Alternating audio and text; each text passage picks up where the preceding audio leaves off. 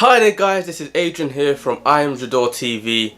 I just want to make a video on how I started photography and how I sort of got into it, turned it into a business. So firstly, this was years ago now, probably was about 15, 16, and that's when the first touch phone screens first sort of came out, and I had the LG Cookie, if any of you remember that phone. It was a touchscreen phone, and I was in my garden. It was a sunny summer's day. My friend had his dog in the garden. It was a puppy at the time, so I thought, oh, let me just test out the camera, take a few pictures. So I ended up taking a few pictures, and the pictures came out really good. And now when I think back, for that camera, it came out amazingly. I had like a bit of sun rays coming through at the corner. It was really bright, it was sharp, and obviously a puppy just looks cute, so it's gonna look good. So I thought, oh, let me just take a few more. People love them, so then I ended up buying my first camera, which was a 1100D, Canon 1100D, and at the time I thought that was really professional. Obviously now you very know what 1100D is. So I continued with that. I started shooting a few friends, and they started picking up from there. And obviously around this sort of time, Instagram was coming out, and so I jumped on Instagram, posted a few, and then it kind of went from there. I started off with a Canon 1100D kit lens. I didn't have that for very long. I wanted something more arty, so then I got the 50mm 1.8 from Canon, and I just used that lens. I think I sold the 18 to 55 that it came with, and then I shot with that for quite a long time, and that's where I think I found my style. And I advise anyone to pick up sort of one lens and stick with it, because you learn to use your feet with a prime lens more than relying on the zooming in and zooming out. So I had to use my feet, get the angles, and that's where I kind of designed more of my style, developed more of my style that way. And then after that I got a 700D. I think that's probably that's the best Canon I think I've had. Flip out screen. To this day I wish I didn't get rid of that camera, because I would have used that as a vlogging camera. I mean, it's a great flip out screen, touch screen. The focus was good, obviously not as great as say a 6D Mark II focus, but for an entry level camera at that price, it was great. Yeah, and then I think I still had the 50mm at that point. I don't remember buying any other Canon lenses at that time. Actually, I think I had it was like an 18 to 250 Canon. It was an old Canon, second hand I got from Central London, Tottenham Court Road, where they have all the cameras, all camera gear on Tottenham Court Road. So I think I got that, but the Canon gear, it wasn't really for me, because I kept having to switch and change. Couldn't find my little niche in the Canon sector, if you want to call it that.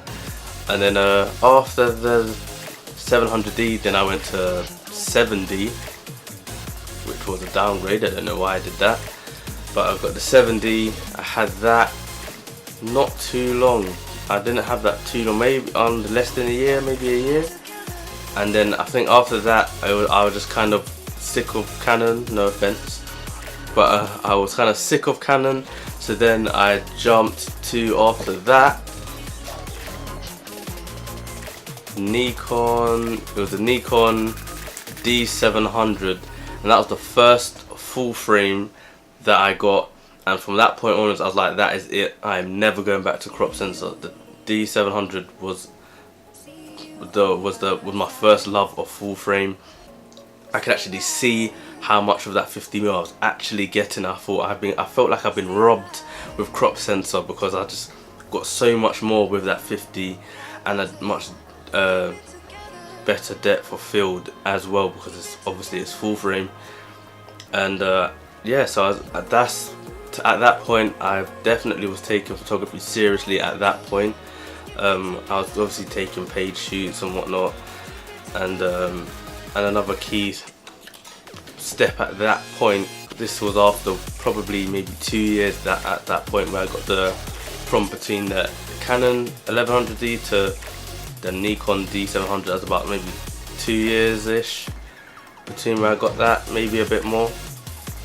But yeah, I was doing a lot of shoots, collaborating with a lot of people, getting my name out there, and I had quite a good name for myself in the South London area.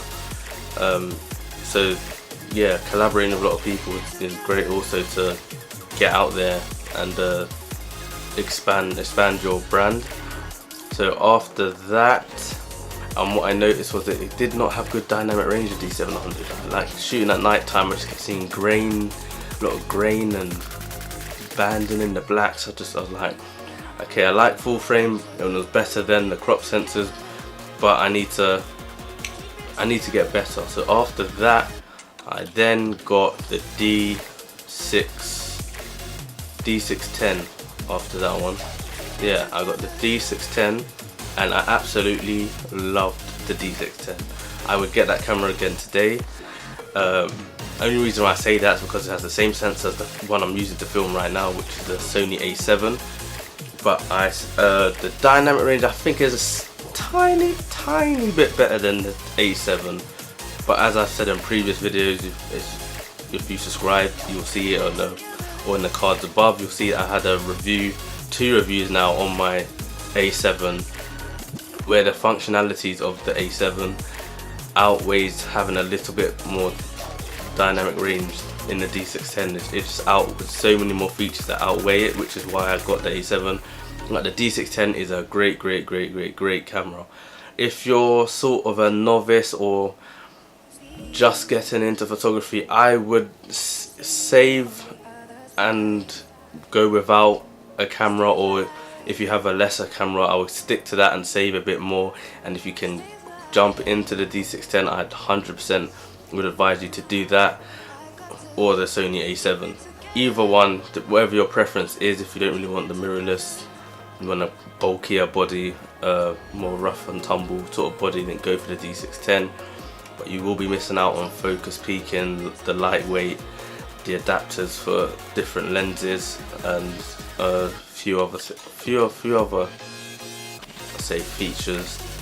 But for me, I like the fact that I can get cheaper or vintage lenses, even from any mount, Nikon, Canon, whatever mount, and then just get a £5, £10, £15 adapter and chuck it on, and it's worked perfectly. So yeah, you're looking at this through a Nikon mount lens. This is exactly what I'm talking about. You can just chuck an adapter on, use it.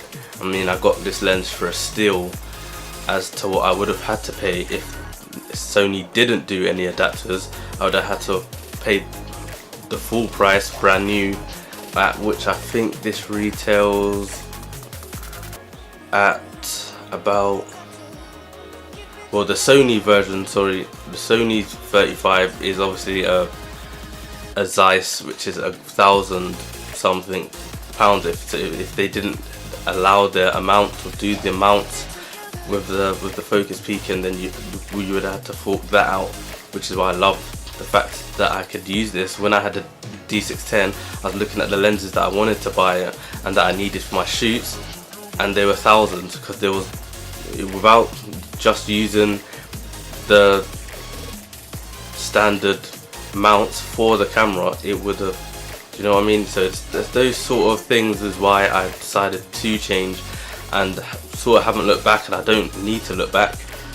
This Sony is the way forward, just saying, you know, it's a preference, but for me, Sony definitely the way forward. I'll probably be getting next a A7R2, probably an A7R2, maybe a 3, you never know, but definitely one of their Rs, because A7's been great, but definitely more detail stuff in the Rs. So that's pretty much my journey so far. And now I do a lot of weddings, I do a lot of portraits, I also do glamour photography. I pretty much do cover a wide range of photography now with literally my 35mm and Sony A7. I have an 85 somewhere, but I think I barely ever use that lens. Barely. I just like the wider angle and shallow depth of field. My next lens would be a 24mm 1.4, maybe from Samyang. I mean, it is a great quality that they shoot with. So I definitely advise anyone out there, go pick up a camera, take pictures, see what your style is, and then just get to it. No excuses, just do it. Pick up the camera and go out there and shoot and find your style, because that is basically what I done, and probably a lot of other photographers did as well.